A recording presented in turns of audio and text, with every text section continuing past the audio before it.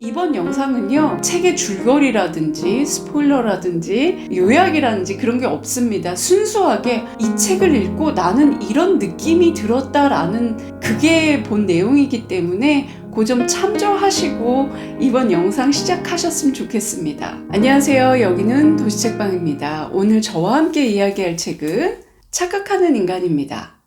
이 책은 제가 책 구경을 하다가 우연히 이 제목에 이끌려서 책 속에까지 읽게 되었는데요. 제목이 굉장히 특이했어요. 착각이라는 단어의 의미를 제가 지난 4, 5년 동안 굉장히 마음속에 품고 살았었거든요. 아, 인생은 착각이 아닐까? 아니면 내가 지금 좋다고 생각하는 이 감정도 착각은 아닐까? 뭐 이런 생각도 하다가 우리가 정말 착각 속에 사는 거 아닐까?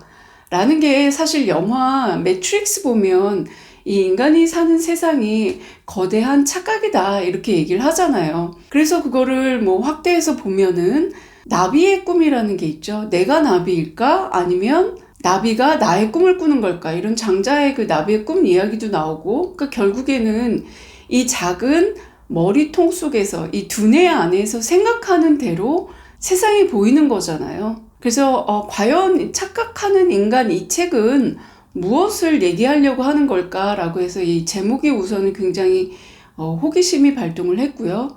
그리고 두 번째로 이 책 소개를 읽는데 이거는 단순하게 뭐 어떤 인간에 대한 인간은 이런 거다, 삶은 이런 거다 이렇게 얘기하는 게 아니라 뭐 생물학 얘기도 나오고 막 천문학, 우주, 거기에다가 막 고전 이야기도 나오고 종교학 이야기도 나오고 뭐 불교 얘기도 하다가 뭐 기독교 얘기도 하다가 너무 스케일이 넓은 거예요.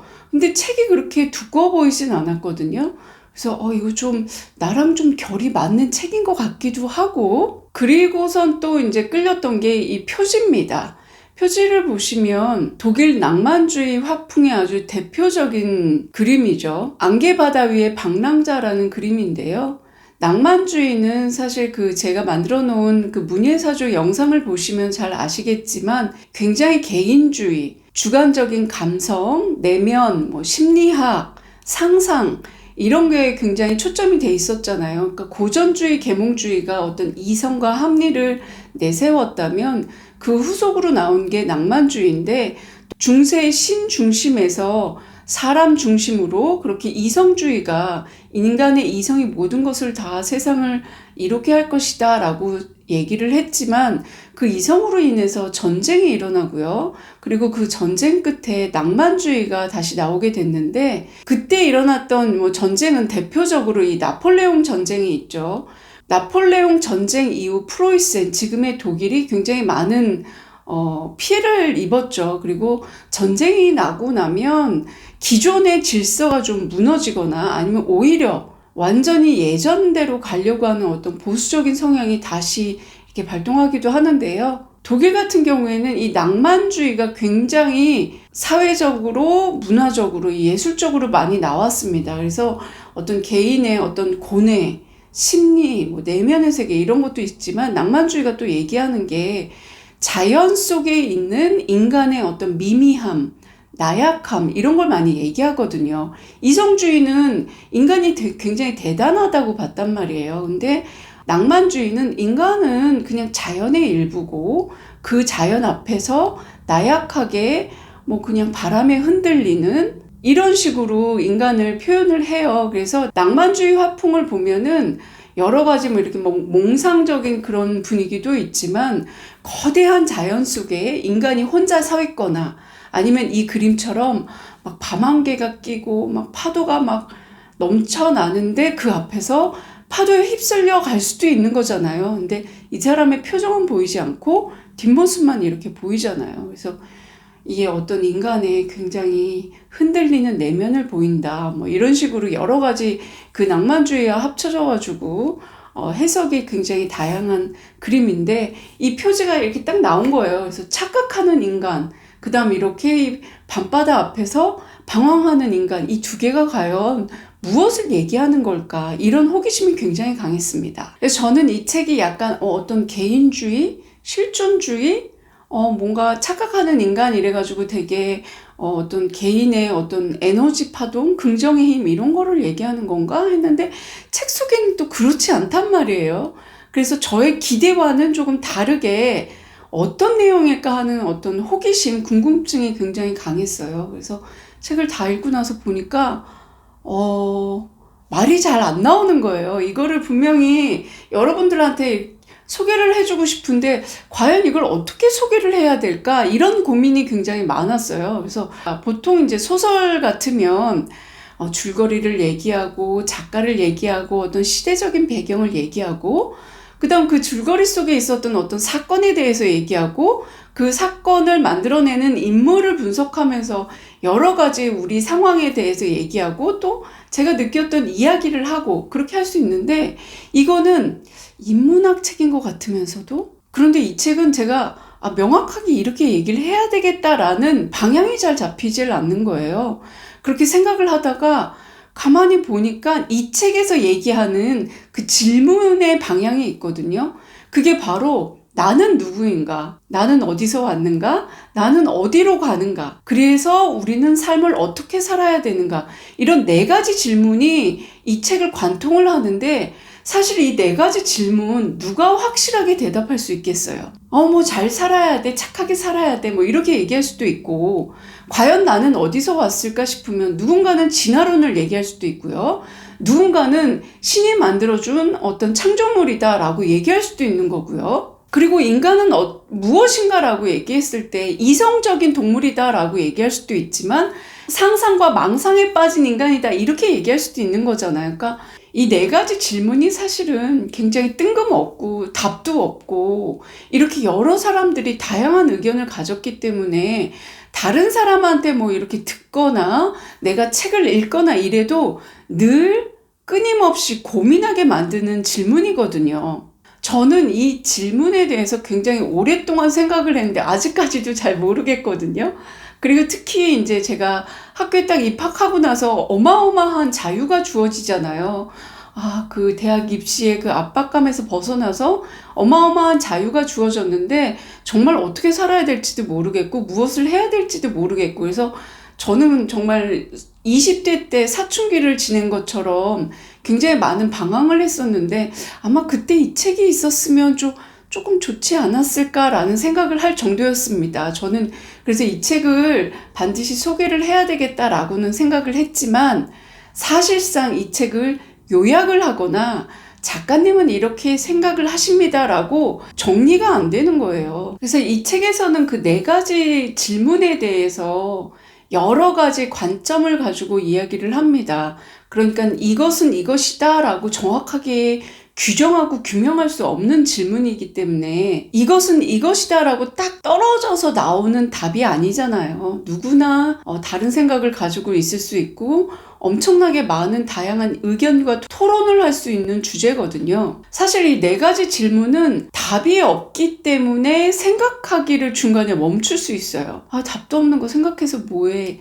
이렇게 생각이 들기도 하고요. 사실 이 4가지 질문은요, 우리가 반드시 해야 되는 질문입니다. 우리는 시간이라는 유한성에 갇혀 있고요. 언젠가는 끝나는 이 삶을 되게 소중하게 잘 써야 되는데 우리는 이 인생 사용법을 모른단 말이에요. 나는 누구인지도 잘 모르겠고 아직도 내가 뭘 좋아하는지 잘 모르겠고 그래서 끊임없이 나라는 인간에 대해서 너라는 인간에 대해서 우리라는 사회에 대해서 이렇게 계속해서 생각을 해야 되는데 굉장히 힘든 작업이거든요. 그래서 많이들 무시하고 그냥 뭐 우선 먼저 잘 살자. 그래서 굉장히 보이고 물질적인 걸 추구하게 되죠. 그래서 이 책에서도 거기에 대해서 이렇게 이야기를 합니다. 인생을 다 살고 나서 인생에 대해 공부한다는 것은 앞뒤가 순서가 완전히 바뀐 것이다.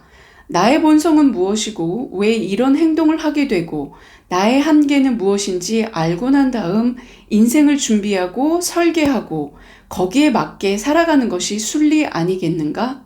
다시 구할 수 없는 소중한 물건을 설명서도 읽어보지 않고 마구잡이로 써보다가 나중에 다 달아 못 쓸 지경에 이르면 그때 가서 설명서를 읽어보겠냐는 것 아닌가?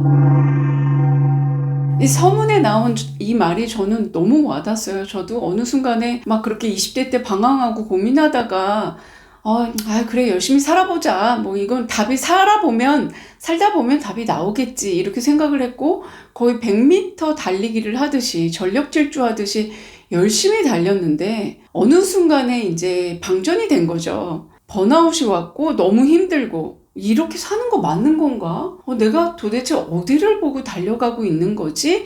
이런 회의감이 오기 시작한 거죠. 그러면서 든 생각이 나랑 누군가가 굉장히 열심히 잘 뛰었던 것 같은데 내 주변에 나를 쫓아온 사람들도 되게 많았고 내 앞에도 사람이 되게 많은 것 같았는데 어느 순간 눈을 딱 뜨니까 그냥 나 혼자 뛰고 있더라고요. 그러니까 내 생각에 나의 이 작은 두뇌에 갇혀서 그냥 혼자 뛰어야 된다라는 강박에 열심히 달렸던 것 같아요. 근데 그걸 딱 깨닫고 나니까 너무 허탈한 거죠, 인생이. 그러고 나서 이제 저도 또다시 이제 방황의 굴레에 빠지게 됐는데, 그러면서 저는 이제 책을 읽기 시작했고, 그러면서 이제 내가 미처 보지 못했던 것들을 이제 돌보기 시작했고, 찾아내기 시작했고, 근데 삶이 뭔지, 어떤 인간의 가치가 뭔지 그런 가치 추구를 하면 할수록 정말 더 모르겠는 거예요. 그런데 이렇게 애매모호하고 뭐라고 딱히 규정하기 어려운 그런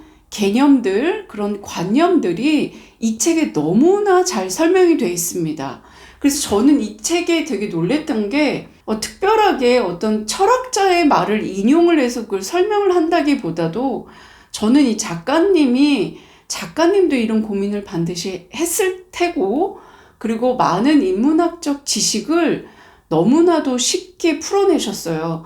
사실 인문학책, 철학책 어렵다고 생각하시잖아요. 근데 이 책 읽기가 굉장히 쉽거든요. 그러니까 엄청나게 많이 필요한 거를 이렇게 정제해서 아주 컴팩트하게 밀도 높게 담겨 있다라는 게 딱 느껴졌습니다. 그래서 이 책을 내가 여기서 한 번 더 요약을 하거나 설명을 하는 건 좀 불가능하지 않을까? 이런 생각이 들었습니다. 그래서 저는 이 책이 약간 개론서 같은 느낌이 드는 거예요. 그러니까 개론이 왜 우리 학교 들어가면은 전공 시작하기 전에 이제 교양 수업 되게 많이 받잖아요. 근데 그 교양 수업 과정에는 뭐 무슨 개론 해가지고 어떤 전체적인 전공 과목을 통찰할 수 있는 이렇게 디테일하지는 않지만 전체 틀을 보는 그런 과정들이 있는데 저는 이 책이 어떤 인간의 존재론, 인식론 이런 거에 어떤 개론서라고 봅니다. 그래서 읽기 쉬운 것 같은데 너무너무 필요한 지식과 근본적인 사고방식, 그렇기 때문에 우리 20대 친구들, 이제 막 사회생활을 시작하신 초년생들한테 이 책이 굉장히 필요하다고 생각을 하고요. 그 다음 또 이게 개론서 같은 굉장히 컴팩트하고 밀도 높은 책이기 때문에 상식이나 교양으로서의 어떤 인문학적 소양을 쌓고 싶으신 분들, 아니면 철학을 시작하기 전에 나 철학은 전혀 모르겠어요. 인문학이 뭔지도 잘 모르겠어요. 근데 공부는 하고 싶어요. 알고 싶어요. 이러면 저는 이 책을 적극 추천할 것 같아요. 그래서 제가 이제 하반기에 독서 토론회를 준비를 하고 있는데 만약에 그게 스케줄대로 잘 된다면 이 책을 첫 번째 책으로 해야 되겠다라는 생각을 할 정도였습니다. 그렇게 하고 싶고요. 우리가 철학이나 인문학을 공부한다고 했을 때 우리가 막 전문가가 되거나 교수가 되거나 막 그런 건 아니잖아요. 우리가 방황하는 삶을 조금 흔들리지 않게 걸어갈 수 있게 한다거나 아니면은 인간관계 속에서 도대체 내가 추구해야 될 가치는 무엇인가 이런 걸 생각할 때 그래도 그나마 조금 나쁜 방향이 아니라 옳은 방향으로 이 삶을 가치 있게 살고 싶어서 그런 공부를 하는 건데, 그렇게 해서 우리가 막 그리스 로마 시대 첫 번째 막 소크라테스부터 시작하면 그 이름에서부터 너무 힘들잖아요. 이 사람이 누구였더라 입에 잘 붙지도 않고. 근데 이 책에서는 아주 간단 명료하게 단계적으로 이렇게 얘기를 하는데, 이 책이 또 놀라운 게 뭐냐면요. 좋은 책은 독자를 설득을 합니다. 그러니까 결국에는 작가가 이 읽는 사람을 자기의 생각으로 이렇게 끌어들이는 거거든요. 그래서 책을 읽고 나면 맞네 이렇게 수긍을 하게 된단 말이에요. 근데 조금 약간 미숙한 책 같은 경우에는 이게 끝까지 이 독자를 끌고 가는 힘이 약해요. 뒷심이 빠지는 책들이 있는데 오히려 이 책은 뒤에 가서도 폭발적인 힘이 납니다. 앞에서는 되게 쉽게 잔잔하게 시작하는 것 같다가 뒤에서는 지금 우리 현대인들, 우리들이 갖고 있는 어떤 고민에 대해서 되게 전곡 찌르는 얘기를 해요. 어떤 자의식 과잉이라든지 아니면은 그 욕망의 삼각형 해가지고 그 욕망의 노예 이런 얘기까지도 하는데 거기에 대해서 그 마지막 부분을 다 읽고 나서 이 책은 정말 좋은 책이다 이런 생각이 들었습니다. 그래서 이 자의식 과잉이 요즘 뭐 문제가 된다는데 과연 자의식이 무엇인지부터 좀 생각해 봐야 될 것 같아요. 여러분은 자의식을 뭐라고 생각하세요? 이 자의식이라는 단어가 사실은 굉장히 어렵거든요. 그러니까 인문학이나 철학을 공부하시다 보면 개념 정리, 개념 정의 이게 전부다라고 어떤 분들은 얘기하시는데 자의식이 과연 무엇일까? 이걸 사전적인 의미를 찾아봐도 되지만 저는 자의식이라는 게 결과적으로는 내가 나를 생각하는 어떤 태도 또는 생각 이런 걸 얘기하는데 자의식은 내가 배운 거, 내 안에 있는 지식, 내 안에 있는 정보, 지혜, 그리고 그 모든 걸 가리키는 기억이라고 생각합니다. 그러니까 내가 나를 생각하는 그 태도라는 건 내 안에 나를 바라보는 어떤 기억의 총체인 거죠. 그래서 기억이 사라지면 자의식도 없어지는 거고 자의식이 없으니까 자아가 사라지는 거죠. 그래서 명상이나 불교나 이런 데서 얘기할 때 어떤 공의 세계를 이야기하잖아요. 근데 이 공의 세계라는 게 사실은 이게 허무하다, 아무것도 없다 이게 아니라 내가 가지고 있는 생각이나 기존의 어떤 관념에서 자유로워져서 그게 없는 것처럼 여겨지는 그런 열린 마음, 저는 이렇게 얘기를 하거든요. 물론 이제 다른 분석도 있겠지만 명상을 하거나 어떤 마음의 평화를 갖기 위해서는 내가 갖고 있는 생각이나 내가 갖고 있는 판단에서 좀 벗어나야, 다시 말해서 내 두뇌와 내 마음에서 벗어나야 사실은 마음의 평화가 오거든요. 내가 생각하는 것만 옳다고 생각하면 결국에 인간은 착각할 수밖에 없습니다. 왜냐하면 세상은 나 혼자 일어나는 게 아니잖아요. 우리는 같이 사는 세상이고, 그렇기 때문에 내가 아무리 발버둥 쳐서 이렇게 산다고 한들 타인이라는 변수가 있고 그 타인의 변수는 우리가 절대 통제 불가능한 거거든요. 나 자신 하나도 통제가 안 되는데 타인을 통제하려고 든단 말이에요. 그게 바로 자의식 과잉이 일어날 때 그렇게 되죠. 근데 자의식이 너무 없게 되면 이제 자신감이 떨어져서 약간 호구 취급을 받기도 하고 상대가 나를 쉽게 무시할 것 같아서 방어적으로 나오게 되지만 자의식이 너무 과하게 되면 이제 그게 이제 갑질이 되는 거죠. 나는 당연히 대우를 받아야 되는 거고 내 의견은 옳고 너는 틀려 이런 식으로 오히려 이렇게 구별짓기를 한단 말이에요. 그래서 요즘에는 그런 자의식 과잉이 문제가 되는데 사실 자의식 과잉이 내가 타인의 시선을 굉장히 의식하는 것도 문제지만 내가 나를 바라보는 걸 되게 대단하다고 생각하는 거거든요. 그게 개인주의가 너무 강해져서 나타나는 일종의 약간 부작용 같은 거죠. 그래서 이 책에서는 그 과한 개인주의를 약간 이제는, 예전에는 우리가 너무 지나친 유대감이나 어떤 사회 인맥이나 이런 게 똘똘 뭉쳐가지고 학연지연 이런 걸 따졌다면 그게 이제 약간 정반합으로 돼서 개인주의가 강해졌어요. 근데 그러다가 이제는 너무 지나치게 개인주의가 돼서 어떤 각 인간들이 하나의 섬이 돼서 되게 외로워졌잖아요. 그러니까 문제도 생기고, 그래서 오히려 소규모의 어떤 유대감을 갖는 게 굉장히 중요하다. 우리는 공생이고 서로 연결되어 있다. 이거를 굉장히 작가님이 강조를 하시거든요. 그래서 저는 그 부분에 대해서도 굉장히 그 많은 공감을 받았고요. 그래서 이 책은 이렇게 존재의 근원에서 시작해서 나라는 건 누굴까, 너라는 건 누굴까, 그래서 우리가 앞으로 우리 사회에서 어떻게 살아야 될까라는 거를 이렇게 점진적으로 이렇게 보여주세요, 이 책이. 그래서 굉장히 거기에서도 좀 읽기가 편했고, 그 다음 약간 책이 어떤 느낌이 있냐면 되게 잘 쓰여진 도덕 교과서 같은 느낌이 들어요. 그래서 되게 뭐 하나 빠지지 않고 막 밑줄 치기에도 전부 다 밑줄을 쳐야 될 것 같은 식으로 문장이 굉장히 정제되어 있고요. 그러니까 이 책이 던지는 질문에 대해서 많이 고민을 했기 때문에 거기에 대해서 제가 막 확실하게 개념 정리라고 그럴까요? 어떤 이렇게 사고가 정리가 잘 되지 않았는데, 그렇다고 뭐 이 책을 읽고 나서 나 이제 알았어 막 이런 건 아닌데, 막연하게 내가 고민했던 게 무엇이었구나, 내가 여기에 부분에서 막혀 있었던 거구나, 작가님은 이렇게 생각해서 이런 결론이 났구나 라는 식으로 작가님의 생각을 쫓아가다 보니까 제가 생각했던, 제가 고민했던 게 약간 풀리는 느낌인 거예요. 그래서 이 책이 저한테는 최소한 이 책을 읽고 설득당한 저한테는 이 책이 되게 좋다라고 생각을 하거든요. 그래서 독서 토론회에서도 이 책을 이제 하고 싶다는 생각이 들어서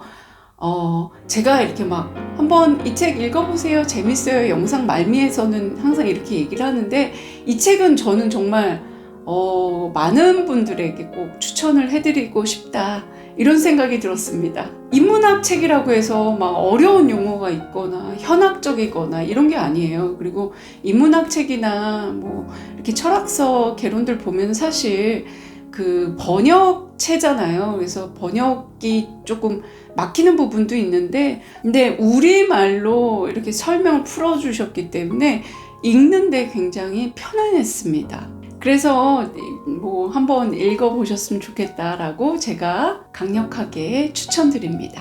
지금까지 저와 함께 도시책방에 머물러 주셔서 감사합니다. 저는 다음 시간까지 책 많이 읽고 다음 영상으로 찾아뵙겠습니다. 감사합니다.